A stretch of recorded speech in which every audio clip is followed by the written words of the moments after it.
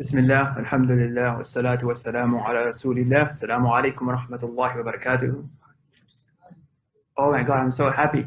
Brother, where did you find this phone from? Where did you find this phone? That's my phone. Can I have my phone back, please? This is my phone. Can I have my phone back, please? No, it is my phone.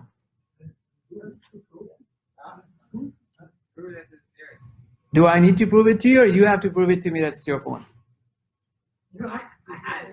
Why do I have to prove I'm the speaker?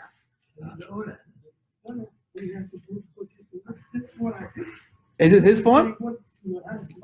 Okay, we have a problem here, guys. Come on. So our brother is saying that I have to prove it's my phone. Who thinks that I have to prove it's my phone?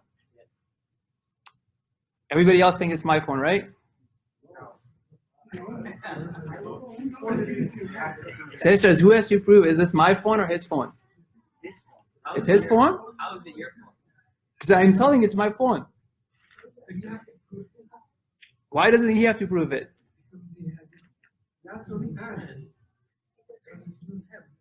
Because I'm making the claim, okay? Yes, he took it from me. Because when I was trying to prepare and what have you, just took the phone. Bro, my phone. Okay, that's the important question, right? So, inshallah, what we'll be talking about today, part of that is this issue of who needs to prove I want to get my phone back. Although I have one, but one more is good. So, inshallah, just the content of today's lecture, bi'idhnillah, is going to be about who has to prove. There's something known as the burden of proof in the legal system. So, we're going to talk about a bit about that in relation to God. We'll talk about, you guys know about a lie detector, right? Has anybody been subject to a lie detector? Right, so if your wife cooks a nice meal for you and say, it's amazing, imagine if she starts subjecting you to a lie detector, right? Or whose food tastes better, your mother's or your wife's? And we are subjected to a lie detector. So we'll talk about that. Then we'll talk about a perfect testing combination with knowledge, desire, choice, and ability. We'll talk about why tests are important and the different types of tests. And then we'll talk about why, as human beings, do we love falsehood? But sometimes we do follow falsehood, right? So what leads us to following falsehood in one way or the other? Why do we love falsehood? We'll talk about that, inshallah. And then we'll talk about what prevents people from accepting the truth. So that could apply to obviously Muslims as well as non-Muslims. Then we'll talk about the typical cop-outs that people use. And yeah, please close the door. And then we'll talk about why have differences of opinions within Islam, right? If Allah subhanahu wa ta'ala wanted, He could have made it in a way that there would be no difference of opinion. Right, there would be no way to differ in Islam. If he wanted, he could have done that, right? So what's the hikmah behind that? And then we'll see the mercy and justice of Allah subhanahu wa ta'ala, how He has not made falsehood so overpowering. So even though there's falsehood, but it's not overpowering, otherwise we would have been in a much difficult situation. And we'll wrap up. I don't think we'll have time for 2 other sections, but this is inshallah what I plan to cover. So now coming back to the phone issue, in the legal system, in Canadian legal system or any other legal system, there's a terminology which is known as burden of proof. So in this situation, although I would love him to prove that this is his phone, but according to the legal system, I have to prove that this is my phone because by default he has it, so it's his. I'm making the claim, so he has to prove. I have to prove that it's my phone. Same thing applies, in religion as well. From a perspective of if I was drinking Tim Hortons coffee, where's my coffee? If I was drinking it and you say, hey, Zubair, how do you know this is halal? Who has to bring a proof? Do I have to bring a proof that it's halal or you have to bring a proof that it's haram? Right? So you always have, within different legal system, you have a notion of in which situation the burden of proof belongs to whom.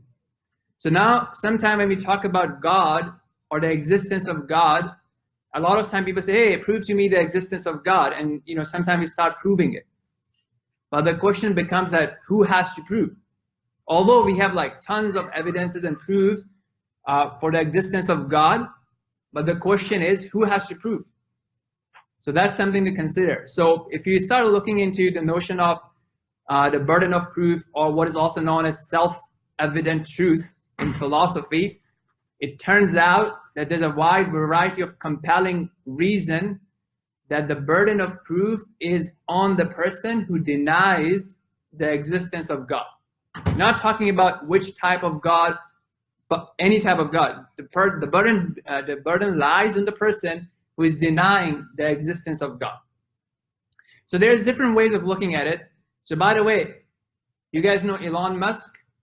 How many people know about Elon Musk? Okay, 1, 2. What about PayPal? Okay, Tesla. So this is the alleged genius mind behind PayPal and Tesla Motors. So he thinks that we are living in a simulation. We are living in some type of matrix. We're not real people. We're just living in a simulation. So he thinks that, and this is like, his statement on that. So who has to prove? Do I have to now go and prove that, oh, I'm not in a matrix, I'm a real person, don't hurt me? Or does he have to prove that we are in a matrix? Same thing applies to the concept of the existence of God. So there are certain notions around that. For example, they say that, look, if something is universal across culture, it's not a culturally dominant thing. Everybody knows it, everybody believes in it across the culture. It's a universal thing. If it's something untaught, naturally learned, it's intuitive. And there are other metrics that determine what is a self-evident truth. And it's a very strong argument that the existence of God is a self-evident truth. Meaning that if somebody comes and say, hey, prove to me that God exists, first and foremost, he has to prove. As Allah subhanahu wa ta'ala says, Afillahi shak. Is there any doubt in Allah? Is there any doubt about the existence of God? Nothing, right? So we're not even going to the point of who Allah is and the existence of Allah subhanahu wa ta'ala as we know him. We're just saying the basic thing of existence of God at the moment.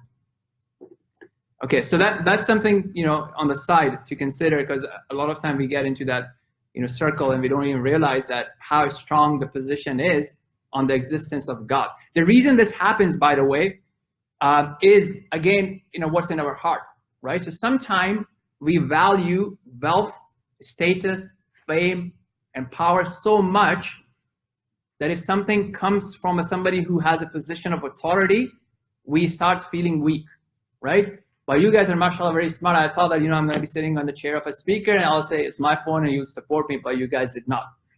So, but that's the same thing. So imagine if somebody's so powerful, all these, powerful in a sense of what Allah has given them of the world, they make a claim. So we kind of feel shy to ask them for a proof, right? But I hope that everybody would be able to stand up and say to Elon that, hey, what's the proof with, us living in a matrix?